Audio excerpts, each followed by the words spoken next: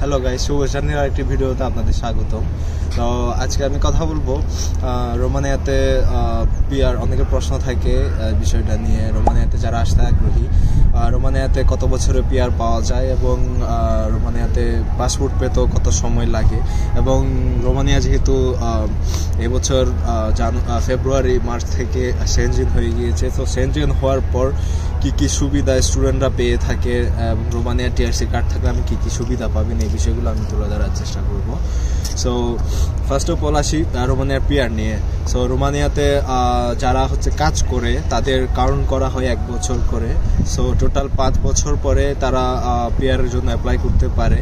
যে কেউ যদি 5 বছর কেউ কাজের জন্য ওয়ার্ক পারমিটে স্টে করে রোমানিয়াতে, আর স্টুডেন্ট হিসেবে যারা আসেন তাদের জন্য হাফ কাউন্ট হয়। সো তাদের 1 বছর সমান কাউন্ট হবে 6 মাস। সো তাদের 5 বছর হওয়ার জন্য তাদের মোটামুটি প্রায় 8-9 বছর তাদের থাকতে হবে। 8-9 বছর থাকার পর তাদের যখন 5 বছর কাউন্ট হবে 6 মাস করে করে, তখন তারা পিআর অ্যাপ্লাই করতে পারবে।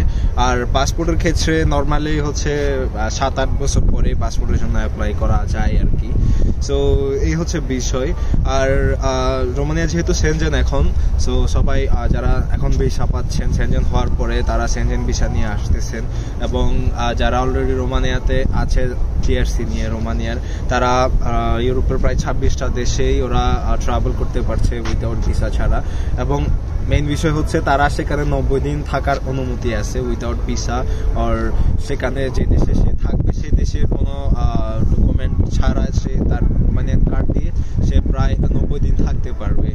সো আরও কিছু বিষয় কিছু কিছু দেশে আপনি গিয়ে উইদাউট ভিসা আপনি সেখানের রেসিডেন্সের জন্য অ্যাপ্লাই করতে পারেন, বা ওয়ার্ক পারমিটে সেখানে আপনি ট্রান্সফার হতে পারেন।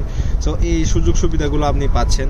এবং পাশাপাশি যেহেতু আপনার সেনজেন টিআরসি আছে, এই সেনজেন টিআরসি দিয়ে আপনি আপনার অন্যান্য দেশে যদি আপনি এম্বাসি ফেস করেন রোমানিয়া থেকে, সেই ক্ষেত্রেও আপনার ভিসা পাওয়ার সম্ভাবনাটা মোটামুটি ভালো, রেশিওটা অনেক বেশি ভালো হয় আর কি।